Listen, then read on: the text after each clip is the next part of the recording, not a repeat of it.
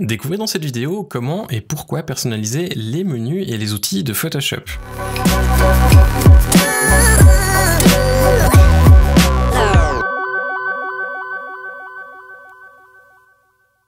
Salut, je m'appelle Quentin Descaillets. Vous pouvez retrouver mon travail sur quentindescaillets.com ou sur facebook.com/quentindescaillets.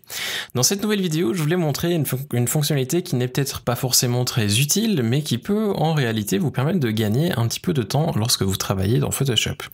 C'est la personnalisation des menus et des outils. Les outils sont donc toutes les petites choses que vous retrouvez ici à gauche de votre écran dans la barre d'outils. Et les menus, c'est donc ce qui se trouve au sommet de l'écran et qui sont aussi accessibles en cliquant dessus et ensuite en sélectionnant ce que vous souhaitez. On peut en fait ajouter ou supprimer certaines options de ces menus ou de la barre d'outils de manière à avoir une interface qui corresponde vraiment à nos besoins.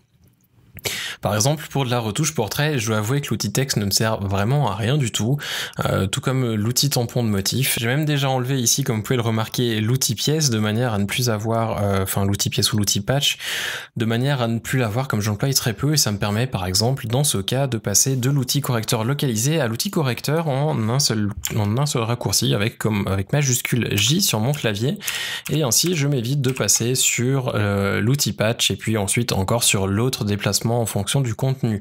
Je gagne donc un petit peu de temps lorsque je travaille sur mes deux couches de nettoyage ou sur une séparation de fréquence. Ça m'évite d'avoir un outil que je ne vais pas employer, qui éventuellement serait là, qui traîne dans les menus et qui ne me sert vraiment à rien du tout. De même pour les menus donc, on peut faire la même chose. Par exemple, si vous avez des filtres que vous n'employez jamais, admettons l'esthétique, si vous l'employez, laissez-le. Si vous ne l'employez pas, pourquoi ne pas l'enlever? De manière à alléger un petit peu ces menus de Photoshop qui sont très souvent très longs, mais dont on emploie à peine le 10 ou 15%. Pour les modifier donc, on va se rendre dans Édition, et dans Édition, on va retrouver tout au fond du menu, en dessous de raccourci clavier, menu et barre d'outils. Les deux sont des menus différents, mais qui vont nous servir donc à la même chose.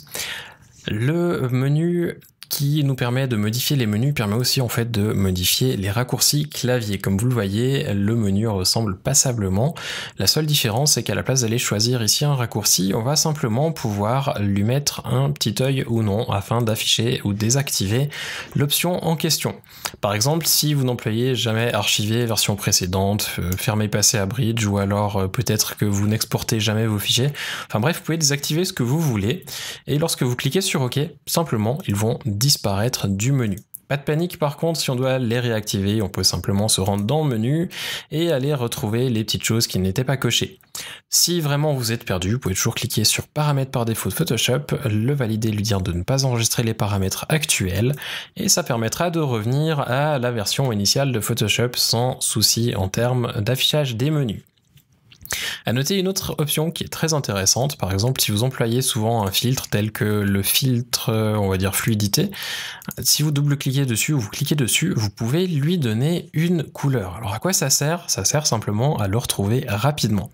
Admettons qu'on lui mette du violet, on va cliquer sur OK, et maintenant si je clique sur filtre, fluidité apparaît en violet et donc on le retrouve rapidement.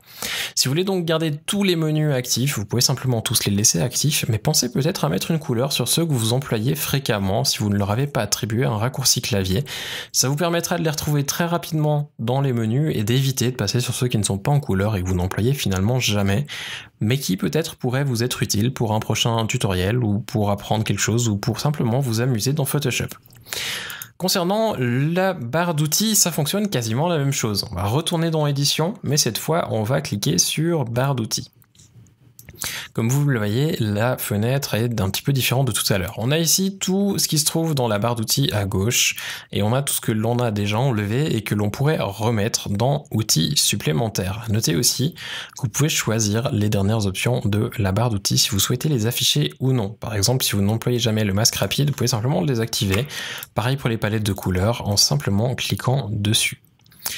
Vous pouvez ensuite simplement ici venir sur l'option que vous souhaitez. On va par exemple reprendre notre outil qui se trouve ici, tampon de motif, et on va le glisser à droite.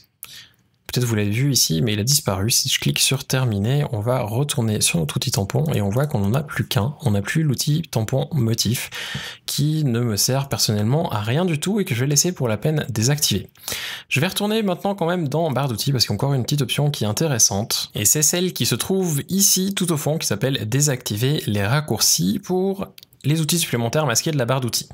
Admettons que vous n'employez jamais, quel outil vous pourriez ne jamais employer, on va dire l'outil forme historique, on va enlever les deux et on va cliquer sur terminer. Si j'appuie maintenant sur la touche Y de mon clavier, rien ne se passe. Comme vous voyez, je reste sur l'outil tampon, alors que normalement ça devrait activer l'outil d'historique afin de pouvoir peindre et revenir à ce qui se trouvait tout à la base. En réalité, c'est simplement que cette coche, donc dans édition et barre d'outils, est activée. Et si je l'enlève maintenant, je vais pouvoir revenir sur mon outil historique qui va apparaître à la fin dans la liste des outils qui sont masqués. C'est pas forcément très utile de masquer un outil mais de le laisser actif avec les raccourcis à mon avis, mais si vous voulez le faire, vous pouvez tout à fait le réaliser donc en simplement décochant cette petite case. À noter aussi que vous pouvez très bien imaginer comme pour les menus, enregistrer le paramètre que vous venez de réaliser. Par exemple ce paramètre en enlevant tout ça, vous pourriez simplement l'enregistrer. Je vais remettre quand même l'outil forme historique qui me sera utile. Vous pouvez donc enregistrer le paramètre défini et de cette manière, lorsque vous revenez dans Photoshop, vous pouvez simplement le charger si par exemple vous avez réinitialisé les outils ou toutes les préférences de Photoshop. À noter aussi que vous pouvez en créer plusieurs, ce qui vous permettra par exemple d'avoir une barre d'outils et des menus différents, si par exemple vous faites de la retouche de paysage ou alors simplement de la retouche de portrait, ou peut-être vous n'avez pas besoin des mêmes outils, ou encore si vous faites peut-être des interfaces web ou du graphisme avec Photoshop. On va cliquer sur terminer et comme vous le voyez, on a plus ou moins fait le tour. Il reste encore cette option là qui vous permet donc, comme on l'a vu juste au préalable en appuyant sur Y, mais même si on a recoché la case tout à l'heure, on peut quand même toujours accéder aux outils que l'on aurait enlevés. Simplement qu'ils ne sont plus accessibles via le menu standard par lequel ils sont accessibles normalement, mais ils se trouvent ici dans la petite option qui permet d'afficher tous les outils qu'on aurait éventuellement enlevés. À noter aussi d'ailleurs que vous avez modifié la barre d'outils simplement ici si vous êtes perdu via les menus.